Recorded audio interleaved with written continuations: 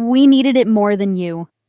Kyle snorted across the room, like he hadn't just drained $120,000 from my account. I'm Rebecca Mitchell. I'm 34, and I built my boutique from nothing. That money? It was my future, my dream, my everything. And my own brother-in-law stole it. He didn't even flinch, just smirked. But he forgot one thing. I may be family, but I don't play nice. I looked him dead in the eye and said, "Then you won't mind what's coming next." 2 hours later, the cops kicked down the door. Have you ever been betrayed by your own blood? Tell me in the comments, and don't forget to like and subscribe if you believe karma runs in the family. Growing up in Portland, I was the responsible daughter. My parents ran a modest hardware store, and while my younger sister Allison spent her teens chasing parties and popularity, I saved every dollar from my summer jobs. After college, I spent 3 years grinding at a corporate retail chain before finally launching Mitchell Designs, my own boutique focused on sustainable, locally made clothing. I quit my stable job with just $5,000 in savings and a heart full of ambition. The first 2 years nearly broke me. 18-hour days, ramen dinners, reinvesting every penny. I lived modestly so my business could survive. Then tragedy hit. A drunk driver ran a red light and killed both of our parents. The grief cracked me open. I buried myself in work. Allison dropped out of college, floundered through dead-end jobs. When the estate settled, we each got $75,000. I invested mine in my store. Allison? She met Kyle at a casino and married him 6 months later. I hated him from day one. A smooth talker with slicked-back hair, a too flashy watch, and a condescending tone. "Your sister's shop is cute," he'd sneered at their wedding, "but real money's in investments." Kyle dominated every room. And Allison? She changed, grew quieter, meek, always checking his reaction before she spoke. She stopped calling. When I did see her, she smiled with her mouth but never her eyes. Then came the reunion. The lake house had been in our family for generations. I'd just secured a second location for my store, and the $120,000 in my account was earmarked for expansion. 5 years of blood, sweat, and sacrifice, about to bloom. I didn't know the people I called family were already plotting how to take it all. I arrived at the lake house on Friday afternoon, heart light with hope. Business was booming. My vendor loan had just cleared. The second boutique was finally real. Cousin Emma met me at the dock smiling, but her voice dropped. Allison and Kyle got here earlier. Just be ready. Through the screen door, I heard Kyle's voice before I saw him. Loud. Boasting. Something about a real estate flip that would double anyone's money. Allison greeted me with a quick hug, calling me Becca like old times. But her eyes darted nervously to Kyle.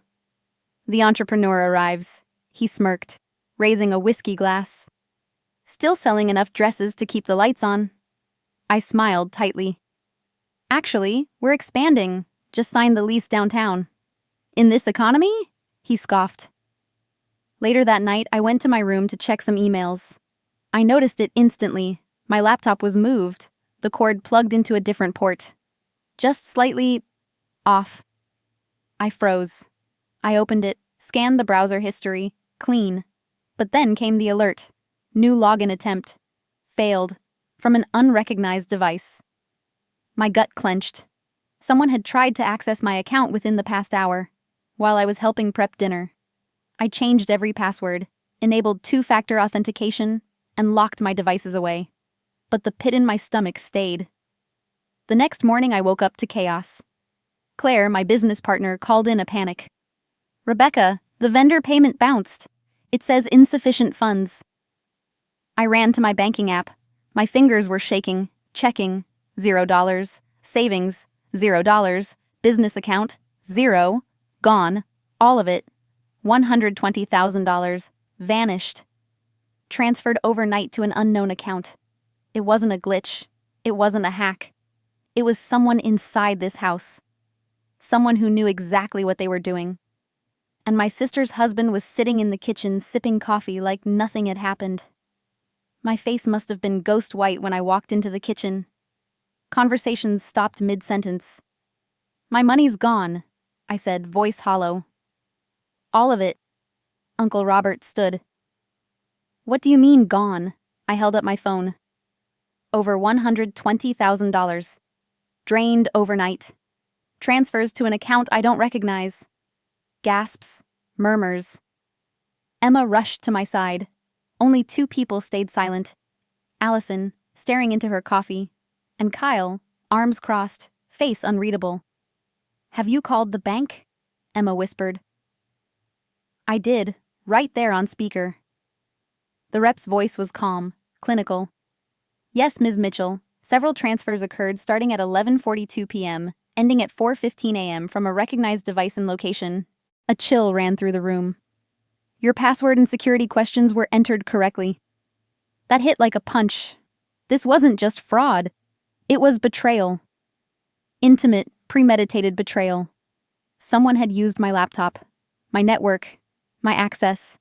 My eyes locked on Kyle. "You were near my laptop yesterday. Were you in my room?" Allison jumped to his defense immediately. "Are you accusing my husband?" Kyle smiled slowly. "Your sister's paranoid. Maybe your partner mishandled the funds." "Then show us your bank statements," I challenged. "If you're so financially secure." His smirk twitched. "Just enough. I don't have to prove anything to you." "Oh, really?" I stepped forward. "Because if you didn't do it, you would be screaming louder than anyone in this room." Allison's hands were trembling now. She wouldn't look at me. Kyle tightened his grip on her waist like a leash. And then he said it, cold, smug. "We needed it more than you."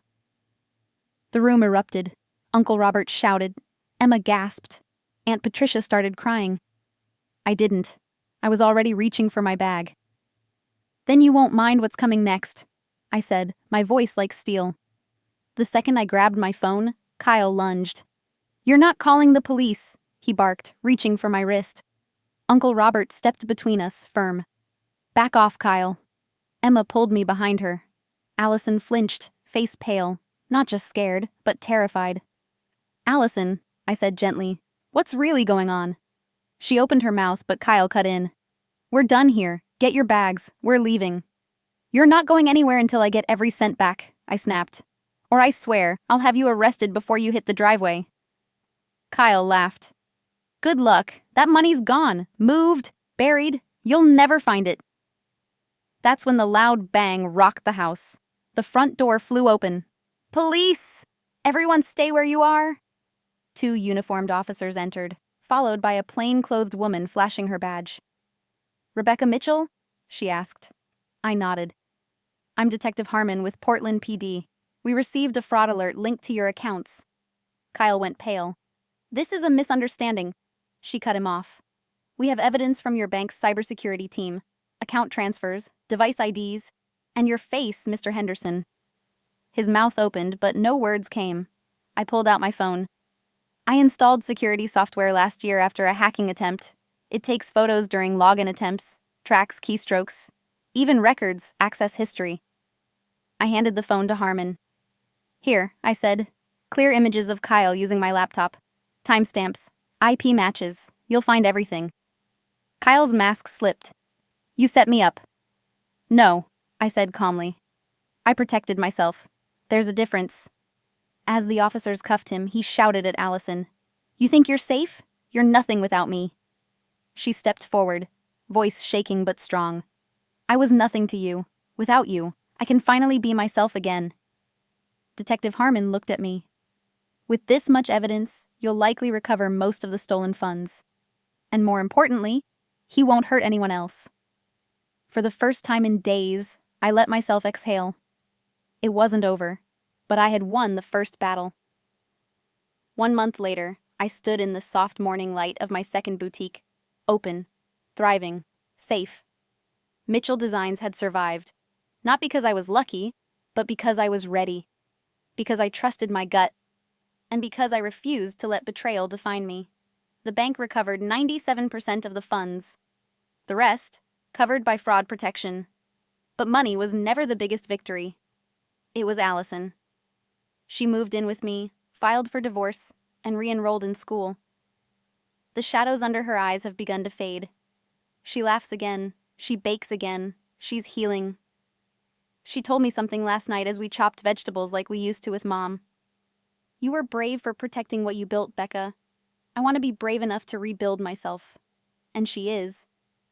Kyle pled guilty to fraud, coercion, and identity theft. He'll be in prison for a long time, but his power ended the day Allison stood up and said, "I'm done being afraid." Last weekend we returned to the lake house, not for a reunion, but a restart. The whole family pitched in to repaint, repair, and reclaim the space that almost broke us. And we made new rules. Real family protects, not manipulated.